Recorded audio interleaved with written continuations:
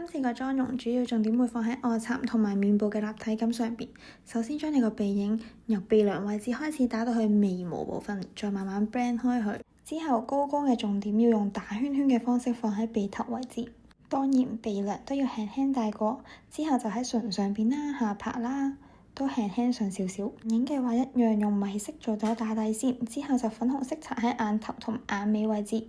至於中間留白嘅地方點樣判斷，我通常都係會上到去眼珠中間就停啦。最後用啡色拉埋條眼線，再慢慢將成個眼窩掃開。最後用米色喺眼頭部分開始向外掃，做翻成個立體感。之後將珠光輕輕點喺眼頭位置，就可以畫眼線啦。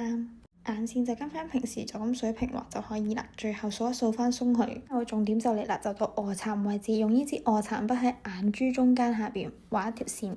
再用另一邊嘅掃將兩邊慢慢掃開，之後就用眉筆畫翻條臥蠶下邊嗰條陰影線俾佢。至於唇膏方面，就用嗰日活動新收到嘅顏色，呢隻顏色真係超級春天。最後再掃埋胭脂就搞掂啦。唔係，仲有高光啊，增加翻成個面部嘅平整度。至於下眼睫毛，我係唔記得咗上架，你哋記住上翻啊。